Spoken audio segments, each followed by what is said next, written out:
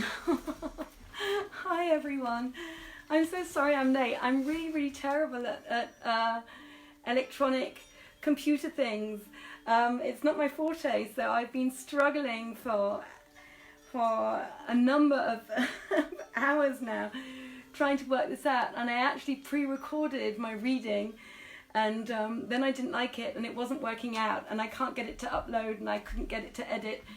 So now I'm going to stuff myself in the deep end and read you all, I think there's too much curtain in this video, and read you all the first extracts of 1001 Arabian Nights. I do apologize to my Persian friends for the butchering of the names. The rest of you might not be too worried. The first chapter is actually the preface to the book. Is slightly risque and has some what one would call nowadays rather risque things that it says in itself. I hope you can all hear me. I have absolutely no idea whether this is working. It says that it's live, so I'm assuming it's live. I can't see anything. And if somebody wants to write me a message on my computer actually, then you could let me know whether this is working or not, because I'm totally jumping into the deep end with this. Saman, let me know if it's not working by sending me a text message. Okay, so here I go. Oh, I think there are actually 2 whole people watching. Great. So we'll start with the whole story, shall we? So this is the story of 1001 Arabian Nights. And it's the preface, don't forget. So this does go on for quite a long time. There are a lot of stories. It is related, but Allah is all-wise and all-knowing, all-powerful and all-beneficent, that there was, in the tide and show of ancient time, and the passage of the age, and the moment, a king among the kings of Sazan, in the isles of India and China. He was master of armies and auxiliaries, of slaves, and of a great following, and he had 2 sons, one tall and the other small. Both were heroic horsemen. The taller was the greater in this exercise, and reigned over lands and governed with justice amongst men, so that the peoples of the land and the kingdom loved him. His name was King, and I apologize, Sharyar. The smaller brother was called King Shah-Zaman and ruled over Samarkand al-Ayam. Both lived in their countries and were just rulers of the people for a space of 20 years, by the end of which time each was at the height of their splendor and his growth. This was the way with them until the tall king was seized by a violent longing to see his brother. Then he commanded his wazir to depart and return with him, and the wazir answered, "I hear and I obey." The wazir set out, and arriving in all security by the grace of Allah, entered the presence of the brother, wished him peace, and told him the purpose of his journey. King Shah-Zaman answered, "I hear and I obey." And then he made preparations for the departure and for the going out of his tents, the camels and the mules, his slaves and fighting men. Lastly, he raised his own wazir to the governorship and departed to seek the lands of his brother. But in the middle of the night, he recalled a thing which he had left forgotten at the palace. Returning and entering, he found his wife stretched on her bed and being embraced by a black slave. At this sight, the world darkened before his face, and he said within his soul, "If such a thing has come to pass when I have hardly left the city, what would the conduct of this wanton be if I were absent for long at my brother's house?"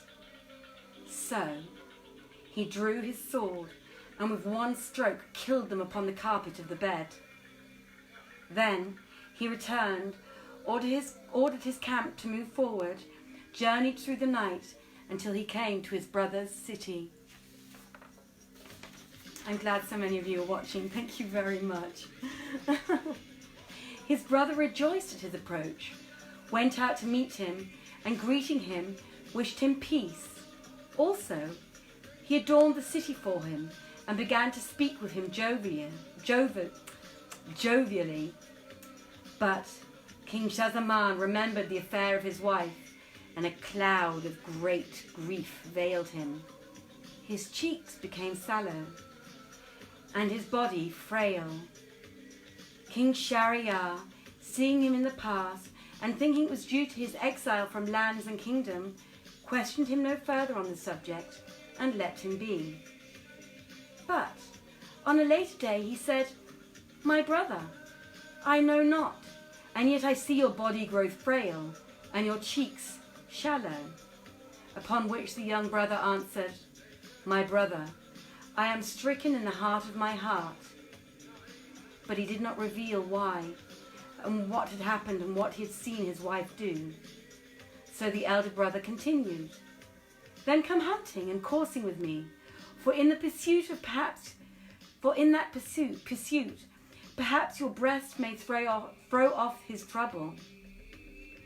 But King Shahzaman had no wish to do so, and his brother went out to hunt alone.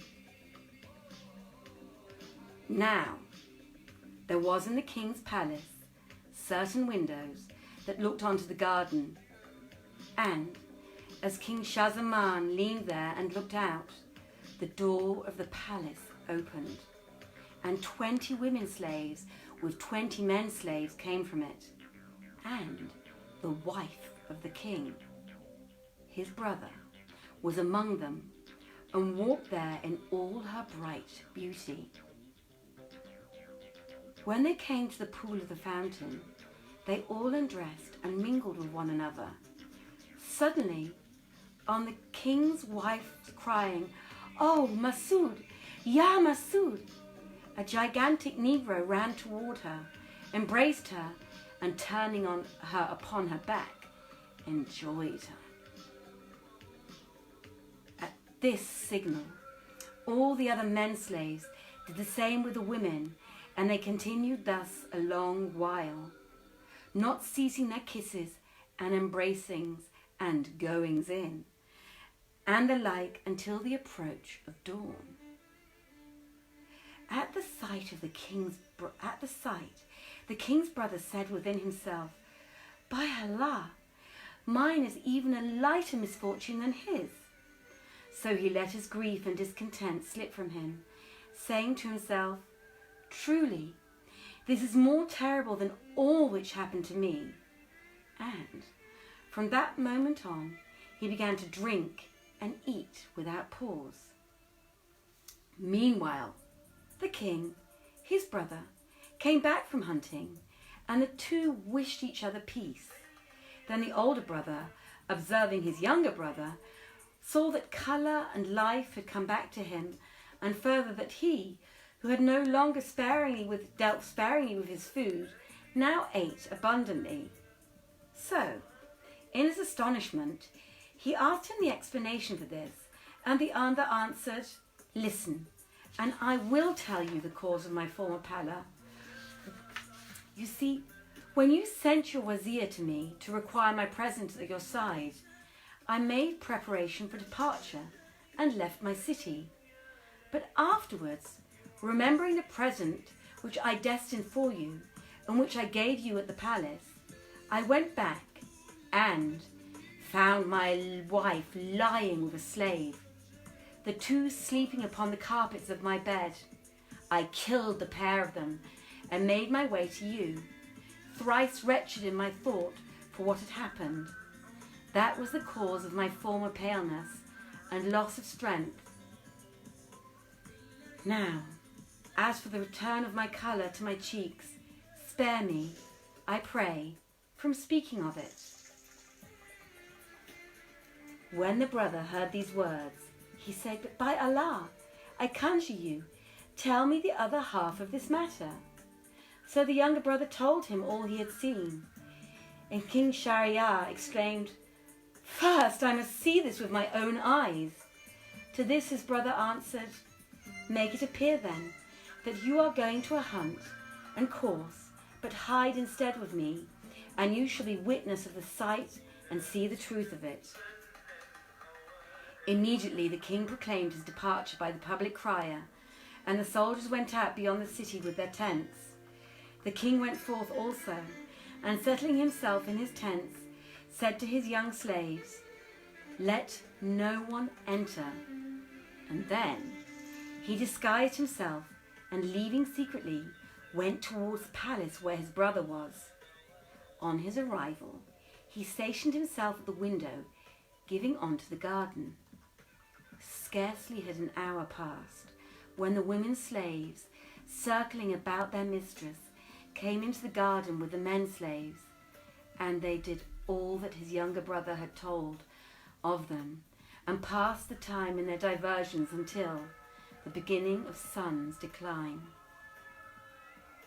When King Shahryar saw these things, reason fled from his seat and in his mind, and he said to his younger brother, "Let us go hence, and fare forth to seek our destiny upon the road of Allah, for here we have no right in royalty, nor shall have until we have found someone who has met a fate like ours, and without that, in truth, death would be better than our lives." To this his brother made the fitting answer, and both went out by secret door of the palace. Now they travelled night and day until they came to a tree in the middle of a lonely meadow near the salt sea.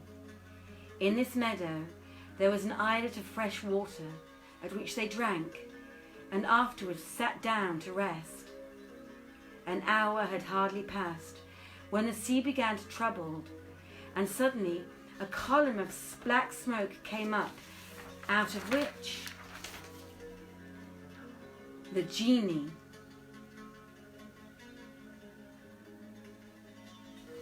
I am so sorry, out of which I am going to have to find the next page.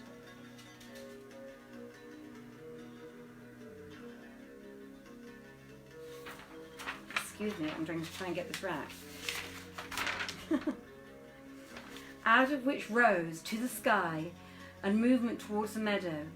Seeing this, they became afraid, and climbed as high as they were able into the tall tree, and began to consider what this smoke might mean. Then, behold, the smoke column changed to a jinn of great size, vast-shouldered, gigantically breasted, and carrying on his head a box. He put foot to the earth, came towards the tree in which they were, and stopped below it. Then he lifted the lid of the box and took from it a large coffer, which he also opened, and thereupon appeared a desirable young woman, bright in her beauty, shining like the sun, and as the poet says, she comes, a torch in the shadows, and it is day. Her light more brightly lights the dawn. Sun leaps out from her beauty, and moons are born in the smiling of her eyes. Ah, that the veils of her mystery might be rent, and the folk of the world lie ravished at her feet, forced by the great light of her sweet glancing. Wet tears smart forth from every watching eye. When the genie had looked long at the beauty of the girl, he said to her, "O queen of every silky thing, O you whom I have ravished away from your bridal night, I would sleep a little." And the genie, resting his head upon the knees of the young girl, went to sleep.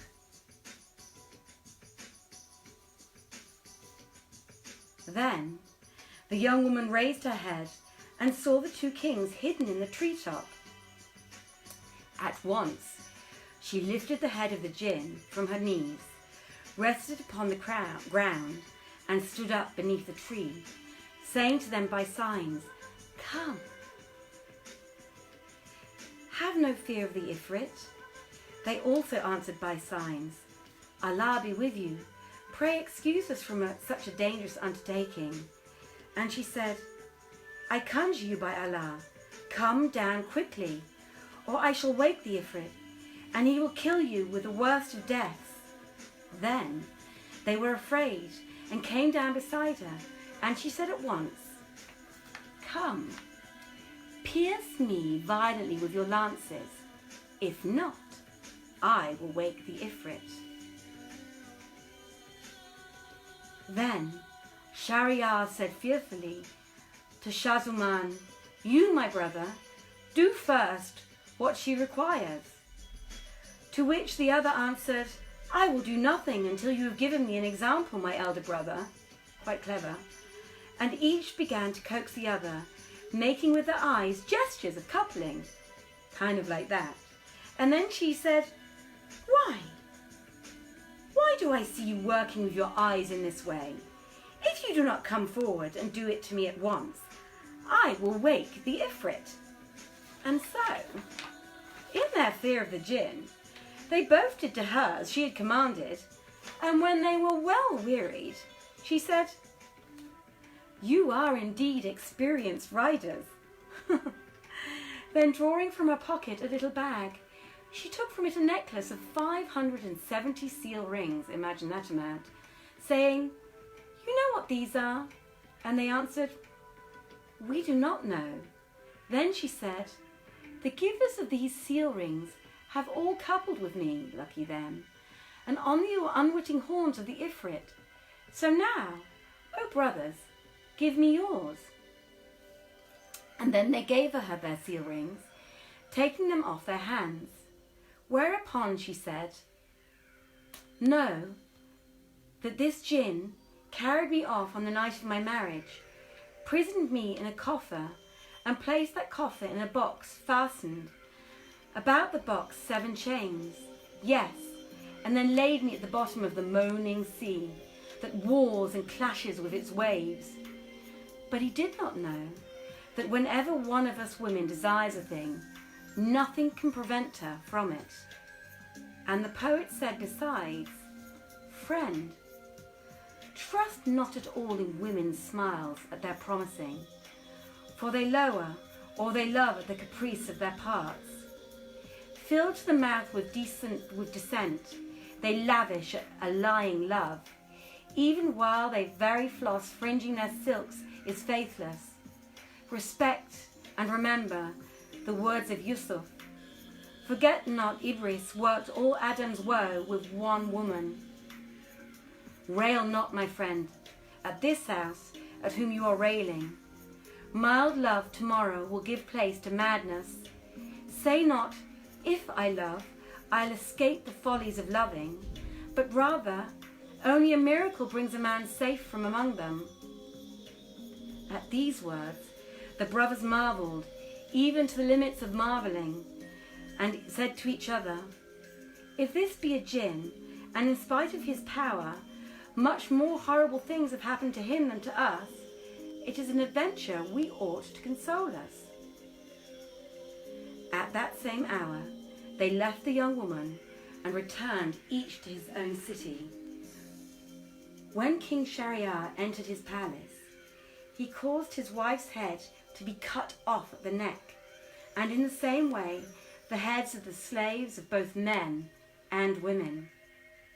Then he ordered his wazir to bring him every night a young virgin girl whom he ravished, and then when the night was over, when it had passed, caused to be slain. This he did for 3 long years, so that people were all of a cry of grief, one tumult and horror. They fled away with such daughters as remained to them, and in all the city there remained not one girl who retained the state to serve for this assault. At last, the king, as was his custom, ordered the wazir to bring a young girl, and the wazir went forth and hunted, but found no girl at all. So he returned to his own home, dejected and wretched, and with his soul full of fear of the king. Now, this Wazir had himself 2 daughters, who in the matters of beauty, charm, brilliance, perfection, and delicate taste were each unrivaled save by the other. The name of the older daughter was Scheherazade, and the younger was Dunyazad. Scheherazade had read the books, the annals, and the legends of old kings, together with the histories of past people. Also, she was credited with possessing 1,000 books of stories, telling of the peoples, the kings, and the poets of bygone ages and of past times. She was sweetly eloquent of speech, and to listen to her was music. When she had looked at her father, she said, "Why do I see you so bowed and changed with care and sorrow? Now my father, the poet, says, 'Thou who art sad, oh, be comforted, for nothing endures as much as every joy, and vanishes away, so also vanishes every sorrow.'" And I wish to repeat that because I said it wrong. "Thou who art sad, oh, be comforted, for nothing endures, and as every joy vanishes away, so also vanishes every sorrow." When the Wazir heard these words, he told his daughter from beginning to end all that had happened concerning the king. Then Scheherazade said, "By Allah, father, you must marry me to this king, for either I shall live, or dying, I shall be a ransom for the daughters of all the Mussulman, and the cause of their deliverance, one out of the hands of the king." Then said he, "Allah be with you, you shall never expose yourself to such a danger." And she answered, "It is necessary that I do this." And so he said to her, "Take care that the fate of the ass with the bull and the husbandman befall not you also, and listen." Now, the next chapter is the fable of the ass, the bull, and the husbandman, and it is still the preface to the book itself. And if you want to find out more, I suggest you tune in tomorrow. And I do want to let you know, now that this is finished, I will read something from 1001 in Arabian Nights regularly and frequently. I'll probably put them up at this time.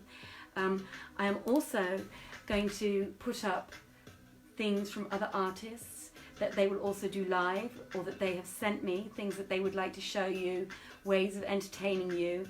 I am working with another group of people on another format which I can't talk to you about, but it's a work in progress at the moment. What we want to do, and what I want to do, what Vienna Theatre Project wants to do, what colleagues of mine like Saman want to do, is we want to entertain you. We want to wish you a lovely evening. We have chosen this time of night because we thought people who have kids or have work to do beforehand, washing, cleaning the house, whatever it is, this is a nice moment to settle down at the end of the evening and listen to somebody doing something for you. I personally really hope you have enjoyed my reading this evening. I honestly hate being on camera. Being on live is a very nerve-wracking thing for me. You might not be able to see it because my legs are dark, but it's shaking. And I wish you all many salams, a very beautiful night, and I will see you again tomorrow. Thank you very much, and good night, everybody. Bye-bye.